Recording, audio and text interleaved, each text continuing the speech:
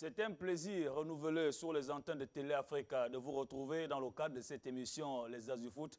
Bonsoir à tous, installez-vous confortablement. Je m'en vais rapidement puisque nous allons faire une torse à l'actualité. Bien sûr, vous le savez, notre pays a été représenté aux Jeux Olympiques. On connaît tous les différents résultats ici. Le temps pour moi, sinon l'occasion pour moi, bien sûr, de présenter Valérie Ndombali. Bonsoir. À tous ceux qui nous suivent. Le week-end on va dire bis repetita. On a suivi, j'ai suivi les Jeux Olympiques, l'actualité sportive également nationale. Donc, j'espère qu'on va en débattre ici et puis on donnera les avis en rapport évidemment avec les différents événements. Brésinégué, le week-end, comment ça va? Nous nous sommes retrouvés au stade de Siban. Oui, faire notre travail habituel, regarder, suivre nos équipes. C'est toujours un réel plaisir. Ça fait un moment que je n'avais pas été dans le stade. Et je retrouve le stade de Siban et c'était agréable. Ouais. Un bon match? Disons acceptable vu les circonstances. Ouais. Il y avait quand même de l'engouement au stade. Oui, il y avait du monde. Ça manque. Il y avait du monde. Vous savez que c'est un club militaire. Un club militaire ne peut pas ne pas avoir du monde. S'il n'y a plus de militaires dans le pays, c'est qu'il y a un autre problème. Ouais. Il y avait du monde, les gens étaient surtout pressés de retrouver la compétition parce que le football nous manque quand même. On est, c'est vrai, de compétition depuis longtemps. Hier, c'était un grand plaisir. Gaëtan, bonsoir. Bonsoir, M. Décalé. Un plaisir. Hein? Également. Le week-end.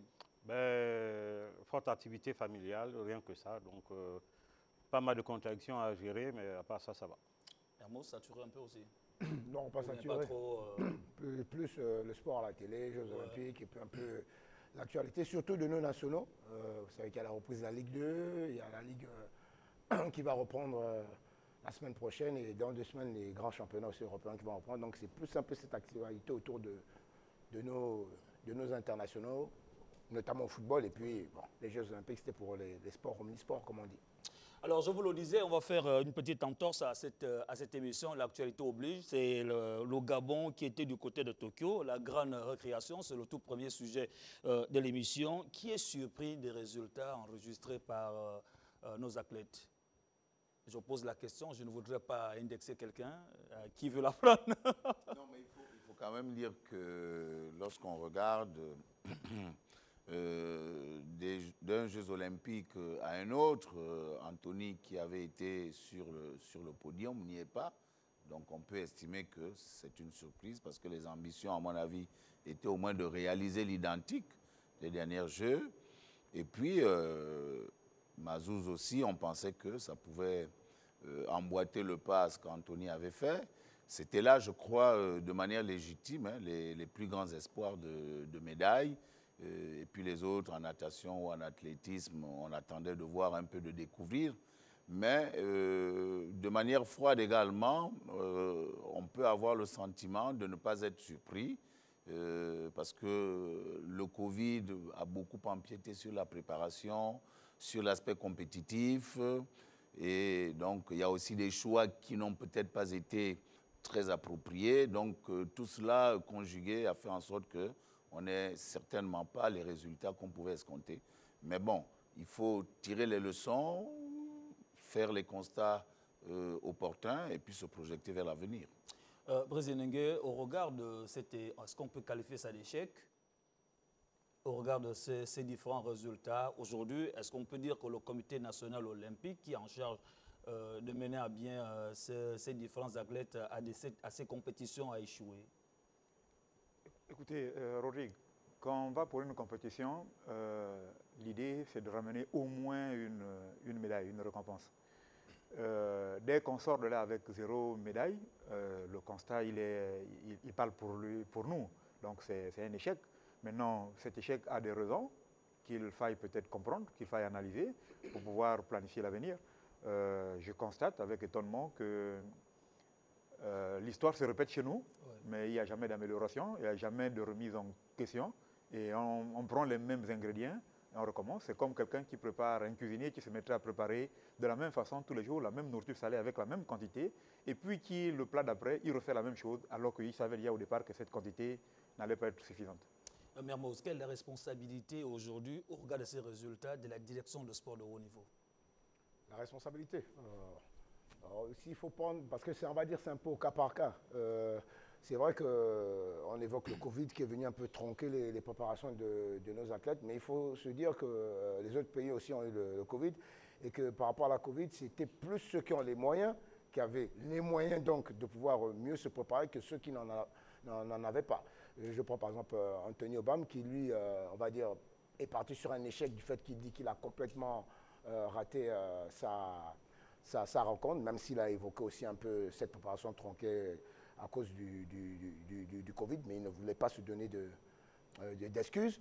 Pour nos deux jeunes en natation, c'était deux jeunes qui allaient plutôt pour apprendre, parce que quand on regarde leur... Si vous me permettez, avec la direction, la permission de la direction, si on peut avoir le tableau qui retrace les différents résultats, si on parle les deux en natation, par exemple, eux en natation, ils avaient des chronos largement inférieurs aux grands compétiteurs. Pour le jeune Adam, il nage en nage libre en 24 secondes, alors que le record du monde pointe à près de 20 secondes. Plutôt, il nage en 27 secondes, alors que le record du monde, il est à 20 secondes. 7 secondes, déjà, c'est beaucoup dans le sport. Je ne veux même pas parler de sa petite sœur Aya. Par contre, là où je dis qu'il y a problème, et c'est un peu ces mêmes problèmes qu'on retrouve dans notre organisation ici, dans notre pays, c'est le cas de Guy Manganga Oura, notre sprinter, qui était censé participer aux 200 mètres, s'est préparé pour le 200 mètres, et à cause d'un imbroglio entre le Comité national olympique et la Fédération d'athlétisme, il se retrouve à être inscrit pour courir le 100 mètres alors que ce n'est pas la même technique, et on lui demande de faire un miracle. Donc c'est incompréhensible. Pour Sarah Mazouz, par contre, beaucoup de problèmes ces 2 dernières années, surtout de santé, de blessures. Donc c'était un peu difficile pour elle de revenir à ce niveau de la compétition, vu son âge, 34 ans, et elle a même annoncé justement sa retraite après sa défaite.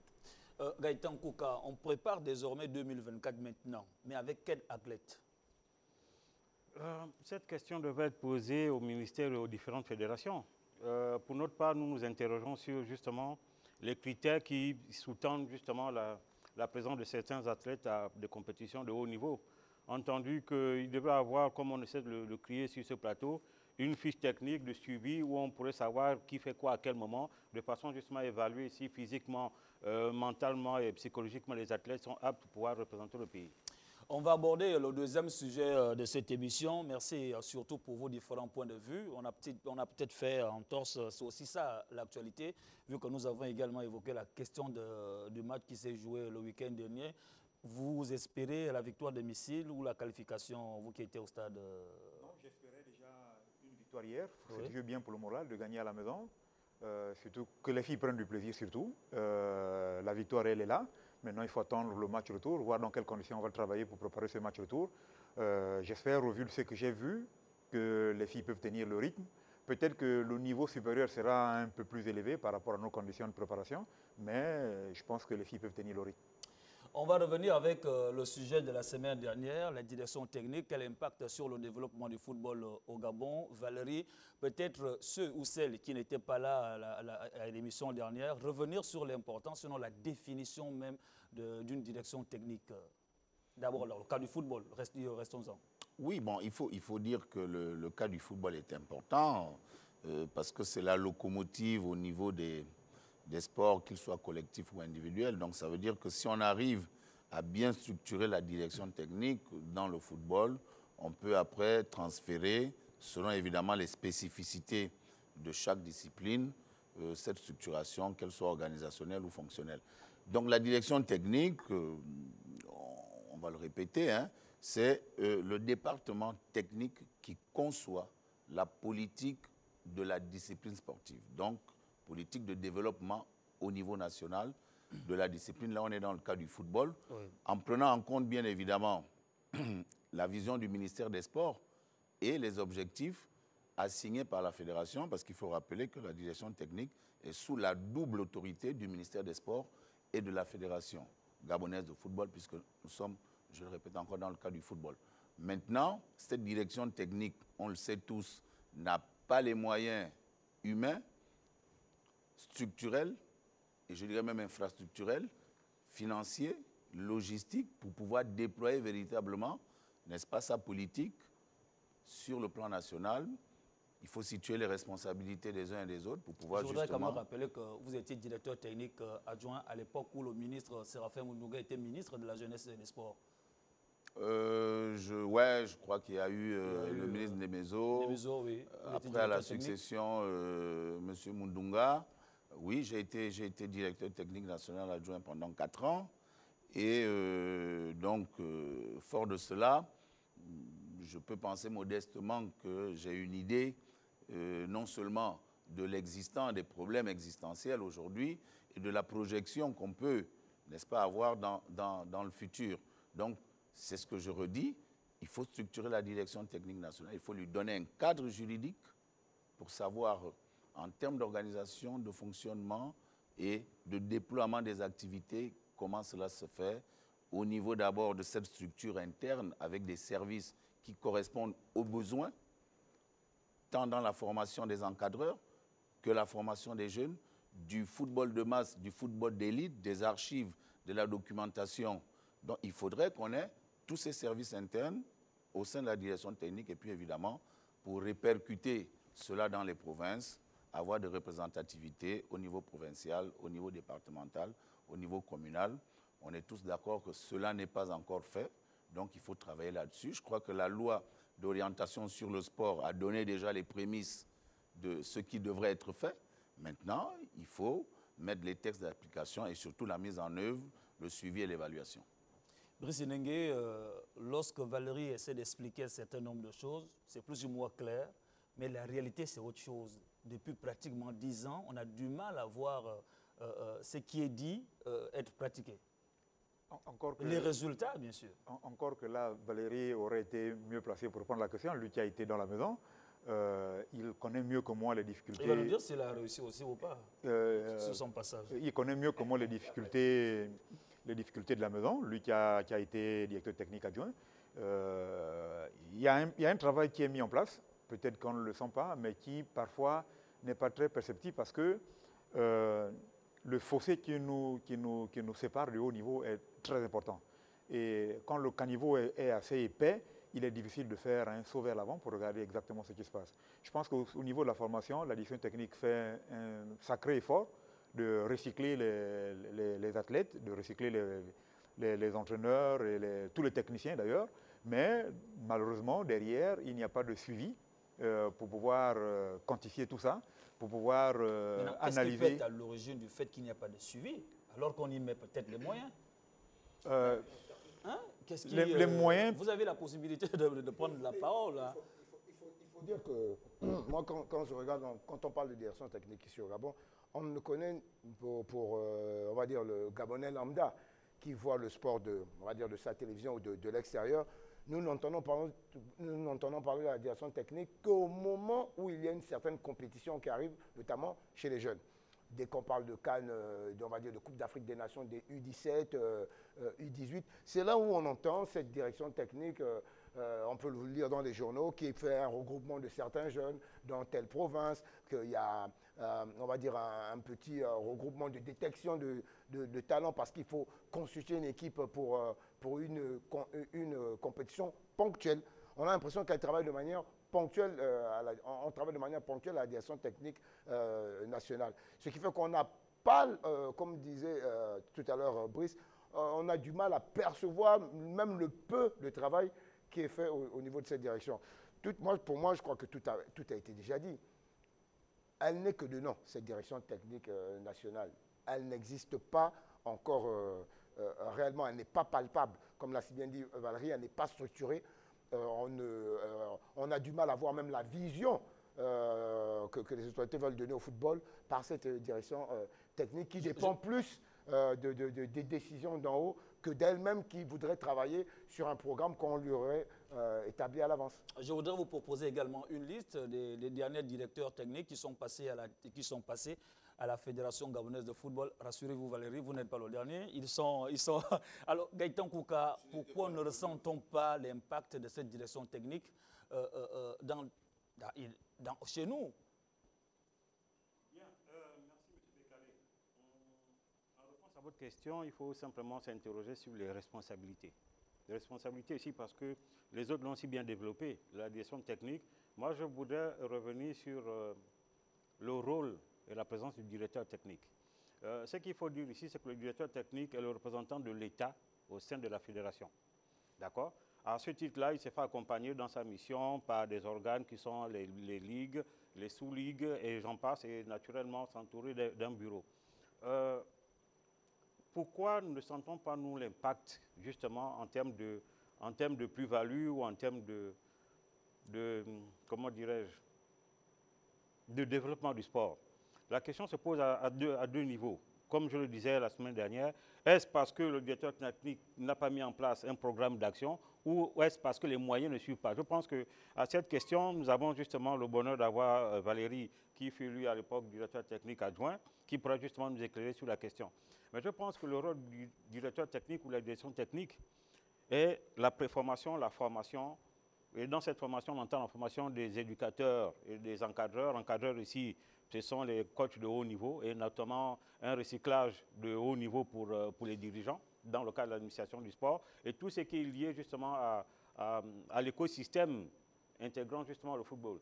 Malheureusement pour nous, depuis un certain nombre d'années, les mêmes questions reviennent.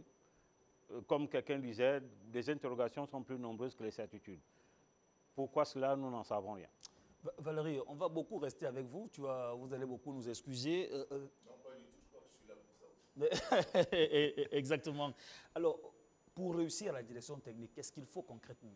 Déjà, la première chose qu'il faut différencier, c'est le directeur technique et la direction technique. Ouais. Hein? Le directeur technique anime et gère la politique ou gère et anime la politique de la direction technique. La direction technique est une institution. Donc les directeurs techniques, comme vous l'avez si bien dit, se succèdent. Mais la direction technique, elle doit rester, cette institution-là, stable. En sachant que lorsqu'on y arrive, il y a des choses au niveau organisationnel et fonctionnel qui sont établies. Et c'est dans ce cadre-là, évidemment, que l'on conçoit un programme qui doit être sur la base des 4 ans des Olympiades et puis qui est fragmenté à travers un plan d'action annuel. Forcément, lorsqu'on parle d'un plan d'action, on fait appel à des moyens, qu'ils soient humains, logistiques, financiers. Est-ce qu'aujourd'hui, quand on veut dresser le bilan de la direction technique, on peut, avec certitude, dire que la direction technique a eu tous ces moyens-là? La réponse, elle est non. Donc, les responsabilités, elles sont à plusieurs niveaux. Parce qu'au niveau déjà du ministère, on ne sait pas, on ne perçoit pas très bien l'impact que la direction technique doit avoir dans le développement de la pratique sportive. On est là dans le cas du football. Au niveau également de la Fédération gabonaise de football, on n'a pas donné l'espace nécessaire à la direction technique et au directeur technique pour pouvoir véritablement accomplir les missions qui sont les siennes et d'être efficace. Donc, je le disais tantôt, la nouvelle loi d'orientation sur le sport, semble-t-il, devrait pouvoir régler de manière administrative et juridique ces dysfonctionnements. Maintenant, il est important également de savoir que la direction technique doit refléter dans sa structuration la réalité du pays. Oui. Comment le pays est-il découpé? Quelles sont les réalités en termes de potentiel qu'on peut aller chercher dans les écoles, aux civils?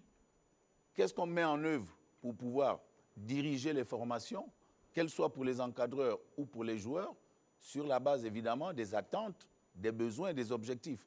Donc, tout cela doit être mis en œuvre pour que la direction technique ait les moyens nécessaires. Donc, c'est elle, justement, qui va pouvoir proposer sur la base, comme je l'ai dit, de la vision du ministère et des objectifs à atteindre. Mais nous sommes déjà sûrs que ce n'est pas le cas. Mais je pense que j'ai bon espoir que les choses puissent aller dans le bon sens. Je vais revenir avec vous, Mermoz. On constate depuis pratiquement depuis 10 ans l'absence de formation au niveau des jeunes, l'absence du nouveau au sein de nos différentes catégories de foot, bien sûr. L'échec est patent. L'échec est patent et là, ça sort même du simple cadre de la direction technique. C'est quasiment dans l'ensemble de nos clubs, même si c'est vrai qu'en amont, il y a la direction technique qui doit quand même insuffler un certain une certaine valeur pour permettre au club de progresser. Mais on sait que l'absence de renouvellement aujourd'hui est un problème qui est essentiellement lié à toutes nos structures de formation. Comment sont créés ces centres de formation, qui les dirige, quelles sont les compétences de ces gens qui dirigent ces centres de formation, ces éducateurs sont-ils réellement formés pour éduquer notre masse de jeunes? J'en doute un tout petit peu parce que j'ai la chance de courir tous les terrains de Libreville à longueur de journée, à longueur de week-end pour regarder un peu les matchs. Je pense que si on n'a pas réussi à encadrer tout ce tralala dès le départ, dès le bas âge, il est difficile derrière d'avoir de bons résultats. Même avec un bon directeur technique, on n'arriverait à rien. Valérie le rappelait, notre organisation nous oblige aujourd'hui à ne pas avoir un directeur technique qui va faire tout le pays. Il faut voir, même si on l'avait doté d'un véhicule, faire tout le pays et dans l'état actuel de nos routes, ça va être très, très, très difficile. Il faut avoir au niveau des provinces une autre structure, une certaine décentralisation pour que celui-là puisse, pour que la décentralisation fasse le travail en amont qui doit revenir un peu vers la capitale. On profite également de regarder en tableau les derniers, sinon les premiers quand même, qui sont passés à la direction technique. Mais la question est de savoir, lorsqu'on regarde, on fait cet état, l'autopsie, un peu tout ce qui est fait, est-ce qu'on peut dire que tout ce beau monde a échoué? Oui et non. Avec la liste de ces différents tableaux, des différents directeurs techniques qui sont passés. Oui, nous pouvons dire oui et non, mais permettez-moi de rebondir sur ce qui a été dit par M. Ilengui. Justement pour lever l'équivoque à un certain niveau. L'échec, nous constatons cet échec notamment au niveau du ministère. Et c'est avec panache et constance, j'ai envie de dire. Pourquoi je le dis? Lorsque nous parlons de formation, à l'évocation de la formation, on nous renvoie au ministère, donc via la direction technique, qui est lui l'organe habilité à pouvoir délivrer des agréments techniques pour dire, vous aurez un centre de formation, est-ce que vous obéissez aux normes? Donc, ce qu'on va appeler ici un cahier de charge. D'accord? À partir de ce moment, c'est une démission de l'État qui est flagrante, qui fait en sorte qu'en l'absence de cadre juridique et de cadre administratif, chacun s'improvise comme étant un formateur. Donc, tant que l'État ne va pas se ressaisir de ses missions régaliennes, qui sont de dire, je dois organiser le football de masse et le football professionnel par rapport à la norme internationale, nous aurons toujours des problèmes dans ce sens-là. Donc, il faut vraiment que le ministère s'en saisisse. Mermoz, ces différents échecs-là, peut-on dire aujourd'hui que ces échecs, on peut attribuer ça aux différents présidents de fédérations qui sont passés? Je dirais aussi encore oui, oui et non. Bon, maintenant, en parlant d'abord des présidents de fédération, c'est vrai que chacun doit faire son boulot. On pourrait dire que les présidents de fédération ont échoué en ne faisant pas leur boulot pour essayer de mettre en place une véritable direction technique. Mais on pourrait aussi dire de même pour les différents ministres qui sont aussi... qui sont passés aussi qui sont à la tête de ce département. Et quand je parle des différents ministres, je veux parler du ministère des Sports en général, puisque dans ce ministère, certes, il y a un gérant qui est le ministre, mais il y a toutes différentes directions, les directions du sport, ainsi de suite, dans ce ministère, qui sont chargées justement de la mise en place de ce genre de structure.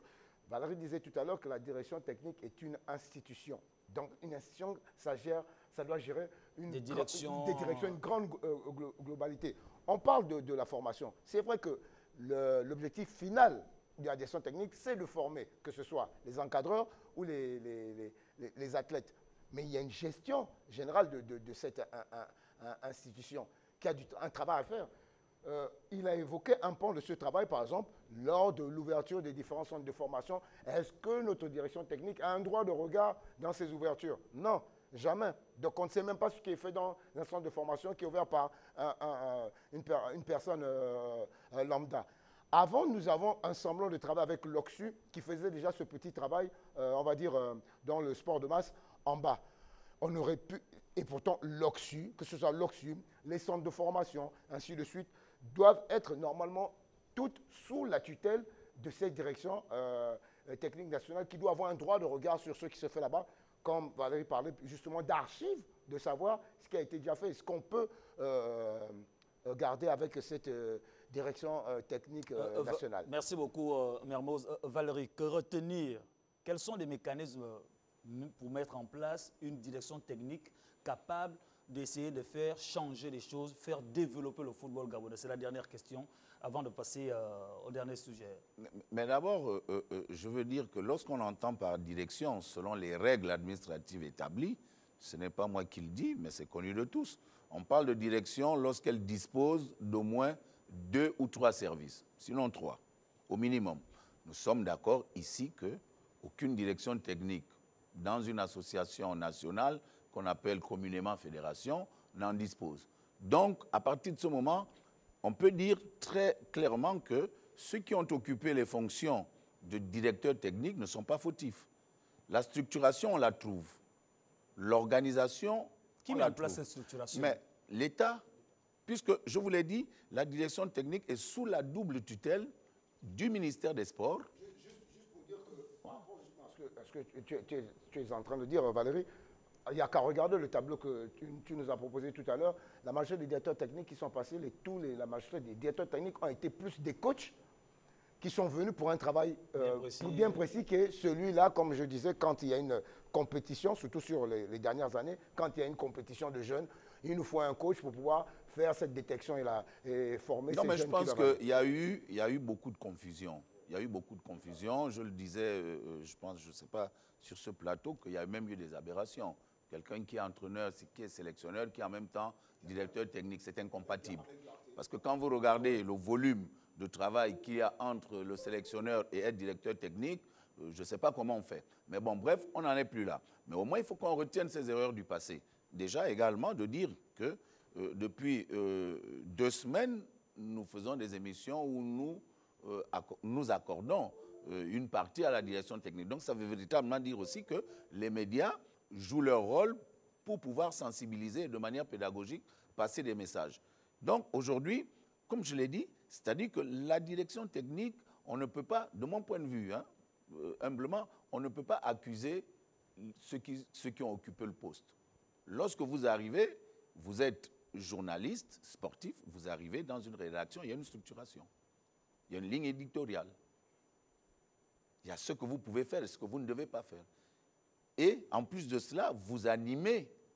Quand on anime, ça veut dire qu'à côté de vous, il y a des services.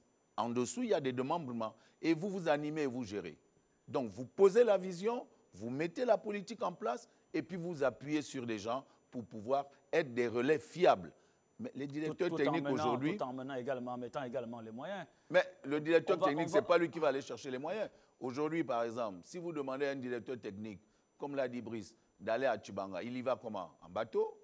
Question. Il prend tout le matériel, il met sur son dos, comment il y va? Donc tout cela doit être prévu pour que le travail du directeur technique, qui est un gestionnaire, qui est un animateur, qui est un communicateur et qui est même un politicien, parce qu'il a tous ses partenaires locaux dont il faut qu'il passe les messages, dont il faut qu'il véhicule la vision, qu'il la partage. Mais si rien n'est mis à sa disposition, vous pouvez être tout ce que vous pouvez être, vous n'arriverez jamais. Donc la fédération n'a pas bien perçu l'impact, l'importance de mettre en place une direction technique. Le ministère n'a pas donné la voie nécessaire de manière la plus précise possible. Donc on était dans un cafouillage. Aujourd'hui, les choses tendent à se normaliser. On attend maintenant de voir ce qui va être fait. Vivement que les choses... Encore une fois, j'insiste, la faute est comme au ministère. Pourquoi je le dis? Le directeur technique est le représentant de l'État. À partir de ce moment, lorsque l'État met en place l'un de ses collaborateurs, on lui donne une feuille de route avec des moyens. Maintenant, techniquement, la fédération dans son ensemble intervient. Mais le travail qui est abattu par le directeur technique est justement le reflet de ce qu'est le sport national, l'espèce ici, le football. Sans ces cadres-là, nous ne pouvons ni avoir ni formation, ni développement. Ce n'est pas possible. Nous allons aborder la dernière partie de cette émission. On va parler de Qatar 2022, un objectif réaliste. Vous savez très bien qu'en moins d'un mois nous sépare du début des éliminatoires de la Coupe du Monde 2022. Ce sera en septembre. Le Gabon est logé. On va le regarder dans la poule F qui va s'afficher. Mermoz, vous allez nous aider pour commenter bien sûr ce tableau. Le Gabon est avec l'Égypte, l'Angola, la Libye. est logé dans ce groupe F avec l'Égypte, Oui. un gros client, on va dire le recordman en termes de nombre de cannes gagnées. L'Angola, que l'on connaît bien, où on a peut-être un ascendant psychologique au regard des derniers éliminatoires de la CAN, même s'il ne faudrait pas dormir sur nos lauriers. C'est une équipe qui est en reconstruction et qui est appelée à progresser. Et la Libye qui a été toujours un sacré client pour n'importe quelle équipe africaine. Une équipe, ces chevaliers de la Méditerranée qui sont toujours très difficiles à manœuvrer. Donc, ce n'est pas, on va dire, donné pour cette équipe du Gabon dès lors qu'on sait que seul le premier ira en Coupe du Monde. On va regarder également le calendrier, Valérie, le calendrier qui nous attend à partir de septembre prochain. Le Gabon va défier la Libye. Après, le Gabon recevra la formation de l'Égypte. Le calendrier est arrivé. Est-ce qu'on peut dire aujourd'hui que le Gabon a cette possibilité de se qualifier? Ben, moi, je dirais sans embâche, oui. Pour, je vais dire pêle-mêle comme ça. Vous savez que dans l'histoire des éliminatoires en Afrique, il y a eu des tournants importants. Hein? Que ce soit pour la Coupe d'Afrique des Nations ou pour la Coupe du Monde, où on était sous un format d'élimination directe. Après, on est passé sous un format de mini-championnat, donc en groupe. Et cela a redistribué les cartes. Ça veut dire que le principe, il est le même. Nous avons des matchs à domicile où il faut partir dans l'ambition de faire le plein à domicile et d'aller grappiller des points chez nos concurrents directs. Et je crois qu'au vu des éliminatoires de la CAN, où on s'est qualifié, même si on vient deuxième, on a montré la capacité des Panthères à être compétitifs et performants à l'extérieur. Ouais. Donc, je ne pense pas forcément que, en fonction des adversaires, le principe change. Il faut simplement afficher l'ambition de vouloir aller à la Coupe du Monde. Parce que lorsqu'on affiche une ambition, on se donne les moyens d'arriver et d'atteindre ses objectifs. Et je suis bien content que le président de la fédération ait fixé le cap. Après, ce n'est pas un problème si on n'y va pas, mais on sait que quand on va jouer, on joue pour aller à la Coupe du Monde. Et je vais terminer en disant, vous savez, il y a deux sortes d'équipes. Il y a des équipes qui viennent pour jouer, il y a des équipes qui viennent pour gagner. Là, en disant qu'on veut aller à la Coupe du Monde, ça veut dire qu'on joue pour gagner. Et quand on joue pour gagner, on n'a pas forcément besoin d'être beau. Il faut être réaliste, il faut analyser l'environnement et de faire en sorte qu'on soit le plus efficace possible. Le schéma, pour moi, je me dis, OK, on joue en Libye, c'est d'aller prendre un point, au moins. Et puis derrière, on s'en fout que ce soit l'Égypte ou pas, on prend 3 points. Et on attend, parce qu'on ne sait pas ce que les autres vont faire. Mais nous, on se donne les moyens de pouvoir le faire. Et je reste persuadé qu'avec cette génération qui, selon ce que j'ai vu, je mets toujours le match de l'Angola à côté parce que c'est un match qu'on ne peut pas bien analyser, mais ce que j'ai vu... Mais ça reste quand même un match. Oui, mais ça reste un match, mais qui ne nous donne pas la possibilité de manière lucide de véritablement jouer l'équipe gabonaise. On reste sur la RDC et là, je pense qu'on est capable d'embêter n'importe quelle équipe pourvu que nous nous mettions dans les circonstances positives et que, comme l'a dit le président, qu'on joue pour aller à la Coupe du Monde, et c'est possible. On va bien sûr regarder cet objectif fixé par le président de la Fédération gabonaise de football. C'est une déclaration au cours du congrès, du 60e congrès de la Fédération gabonaise de football. Il dit ceci, nous irons au Cameroun avec l'ambition de remporter la Coupe d'Afrique des Nations de football. Brice Ningué est-il réaliste au regard de ce que nous avons autour de nous? Pierre-Alain Mungengi. Écoutez, nous avons une ligne d'attaque qui peut faire pâlir de jalousie beaucoup de pays africains. Tout le monde ou presque rêve d'avoir une équipe comme celle que nous avons. Aujourd'hui, on ne peut pas ne pas espérer avoir de meilleurs résultats avec l'équipe que nous avons. Maintenant, c'est vrai que nous avons quelques petits soucis à corriger, mais c'est beaucoup plus à corriger dans des détails, c'est des petits détails à régler, comme toutes les grandes équipes, comme toutes les équipes en construction. N'oublions jamais que notre entraîneur, il n'est là que depuis quelques mois. Il a passé 2 années, c'est vrai, mais 2 années, on va dire, une déjà entièrement avalée par la pandémie de Covid, la deuxième, où il a un tout petit peu travaillé, on n'a pas eu beaucoup de matchs amicaux, justement, perturbés par cette Covid-là. On est en phase de montée, une bonne équipe, c'est à peu près 4 ans de préparation. Je pense qu'on a nos chances, on a sur notre 11 de départ, on peut bousculer toutes les nations et c'est d'ailleurs pour ça que le groupe pour les éliminatoires de la Coupe du Monde n'inquiète absolument pas.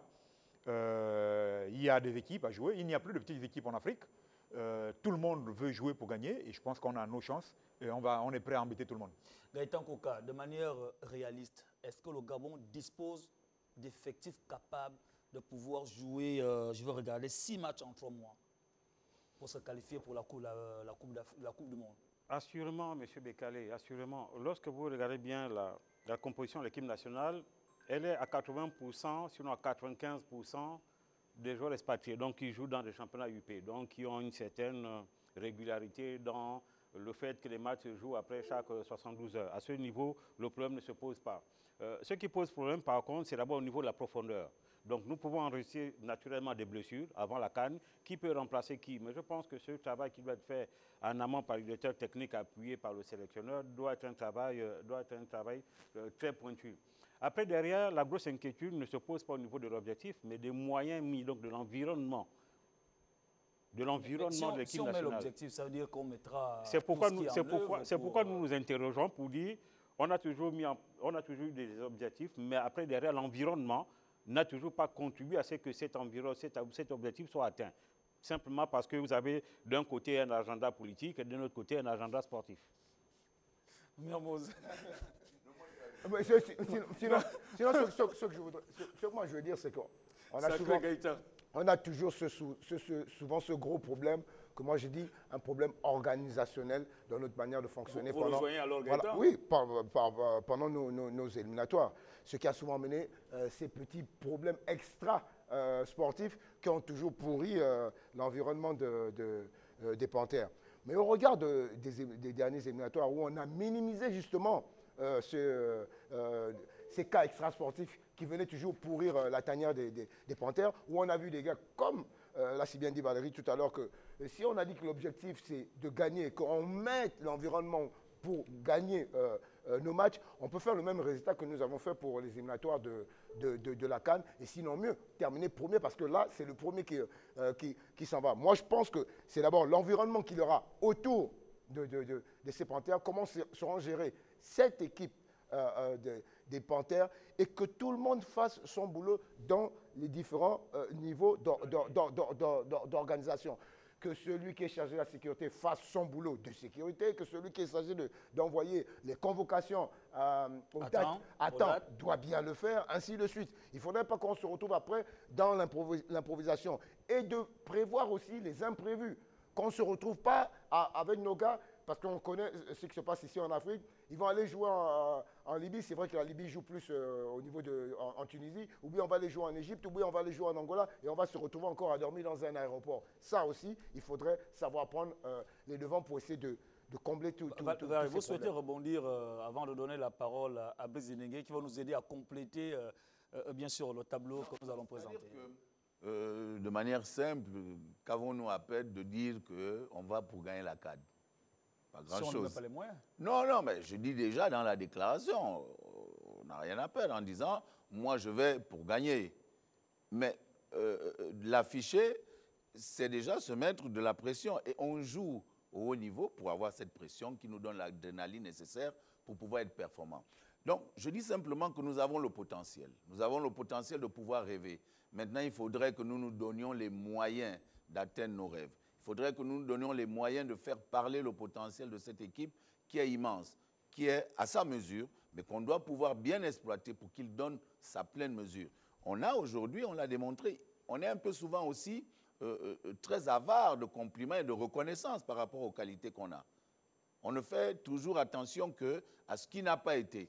L'œuvre humaine, elle est tout le temps à rectifier, à améliorer. Cela accompagné d'un certain pessimisme, souvent quand on parle de notre équipe nationale. Moi, je pense que c'est vrai, le pessimisme peut exister et existera toujours, bien évidemment. Mais nous avons le potentiel aujourd'hui d'inquiéter, Brice l'a dit, n'importe quelle équipe en Afrique. Vous pensez que si nous jouons l'Égypte, ils ne vont pas prendre des mesures par rapport à Pierre-Emerick, par rapport à Bouanga, par rapport à Boupenza. Donc, mettons-nous également dans une position positive pour que nous puissions aller faire ce que Pour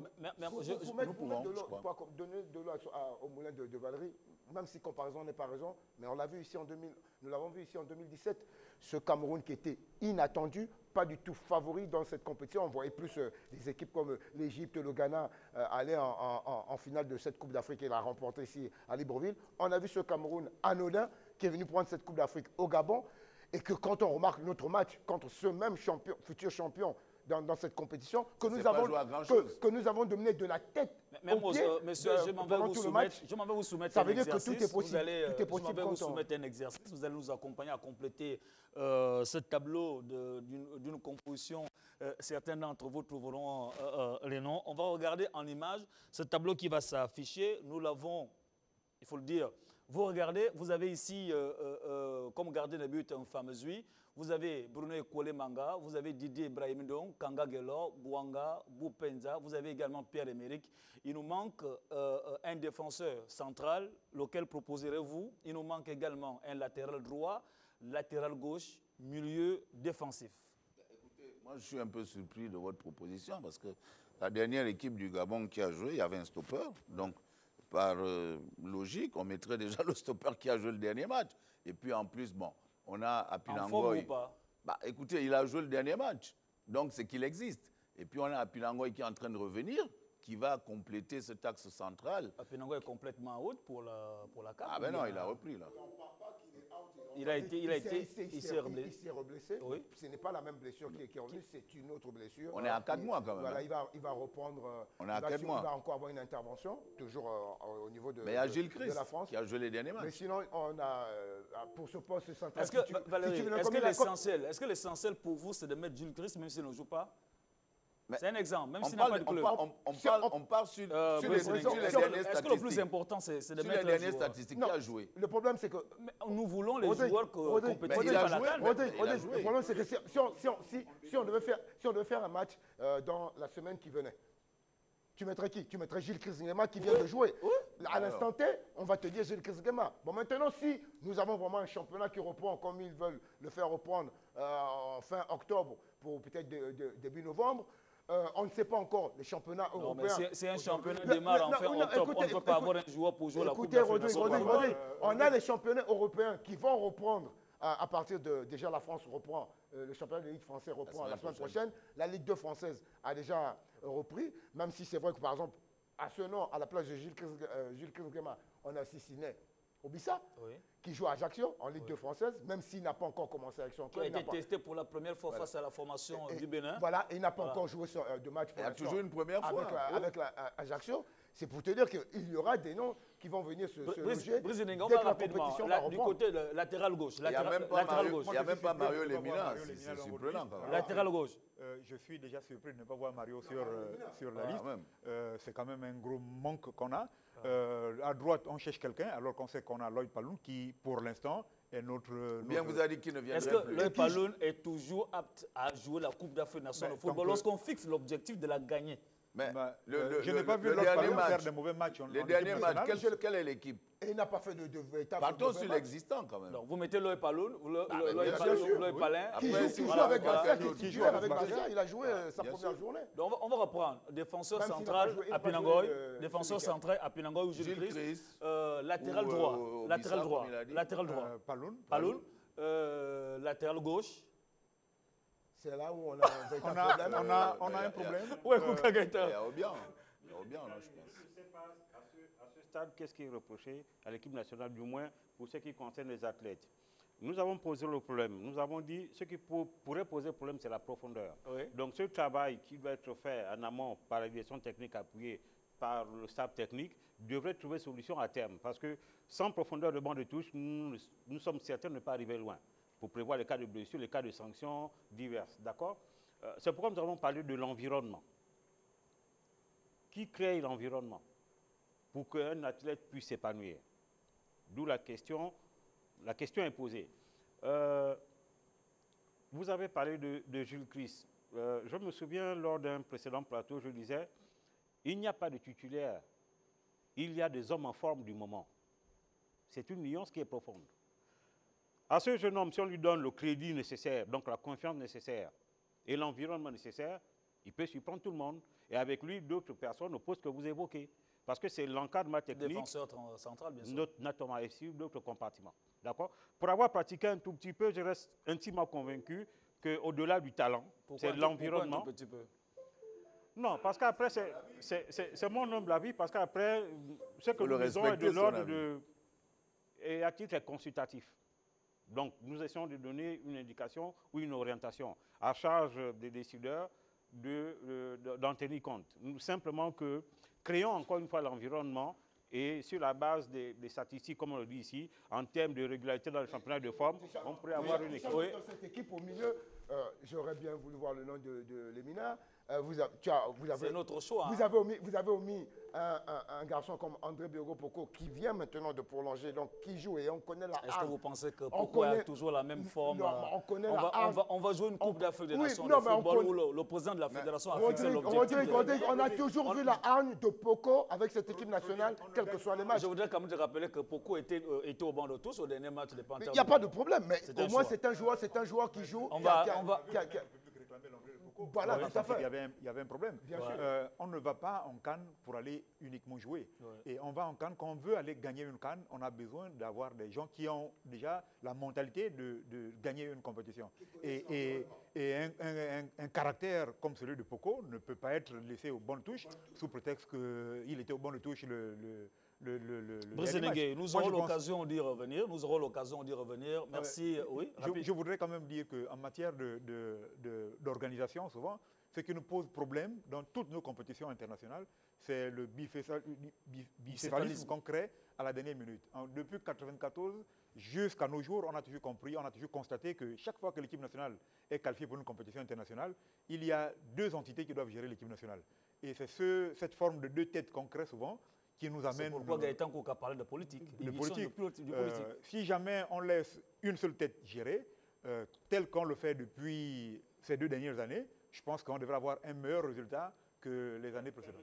Gaëtan, non, nous sommes arrivés, on aborde la dernière partie de cette émission. Valérie, vous avez 2 cartons sur vous. Tenez, s'il vous plaît. Ouais. Le rouge et le jaune, vous avez la responsabilité de l'infliger à quelqu'un de votre choix le qui rouge, se serait mal encore comporté. Le rouge, c'est une sanction. Le jaune, c'est un avertissement. Oh, mais vous avez également... On n'aurait pas pu... Gaëtan, allez-y. En fait, je fais une suggestion. On peut mettre aussi... Le vert. Nous allons amener le vert dans quelques semaines seulement. Pour féliciter, parce qu'on ne peut pas être là que répressif. Écoutez, donc moi, je ne vais pas utiliser vos 2 cartons. Oui. Si vous me le permettez, j'ai le droit quand même. Non, si. C'est une liberté individuelle. C'est une liberté individuelle. Donc, tout à fait. Moi, je vais porter un carton spécial, mais d'encouragement à Missile, qui compte tout attendre. Missile femme, bien sûr, qui a gagné 1-0 contre les Congolaises. Ce n'était pas donné.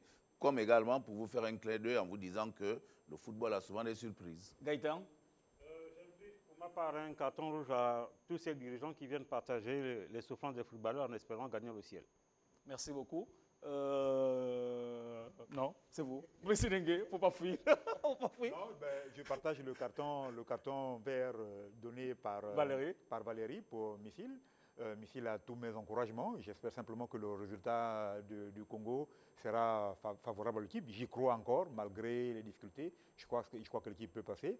Mais je voudrais également, si vous me permettez, infliger un rouge direct au Comité national olympique gabonais pour son inorganisation et pour tout ce que ce comité fait de pas bien du tout et il continue à persister sur la voie de la bêtise. Merci beaucoup, Brice Nengue. Mermoz, rapidement. J'étais parti justement sur... Avant mon canton. Bien sûr, j'étais parti justement, actualité oblige, sur le Comité national olympique et la Fédération d'athlétisme pour ces 2 identités, pour ce qui s'est passé au niveau de l'athlétisme pendant les Jeux olympiques. Il est admissible qu'on ne puisse pas se mettre d'accord sur la gestion d'un athlète pour ces 2 identités. Un qui dit que je l'ai inscrit sur 100 mètres, que tout va bien, et l'autre après qui se rend compte que son inscription n'est pas validée parce qu'il n'aurait pas fait des compétitions qui lui donneraient les points et qu'on se rejette la patate chaude. Et après, tout reste en état et on voit la prestation médiocre du pauvre, je dirais bien le pauvre Guy Manganga, qui lui devait courir en 200 mètres et qui s'est retrouvé à courir en 100 mètres dont il n'est pas spécialiste. Donc, que ce genre de geste qu'on ne veut plus voir et qui continue souvent à avoir, la denture dans nos comportements chez nos autorités, il faudrait que ça s'arrête. Le carton rouge de notre émission va à l'endroit de Valérie Ondo. Il sait très bien qu'on n'apporte pas les téléphones portables tout au long d'une émission. Son téléphone portable qui sonnait tout au long également de cette émission. Les As du foot l'infligent un très bon carton rouge et l'excluent complètement de cette partie pour la dernière partie de cette émission. Les As du foot, c'est terminé aujourd'hui. C'est une manière également pour moi de me venger. On se retrouve très prochainement avec le même plaisir. Portez-vous comme un ballon de foot, toujours en mouvement.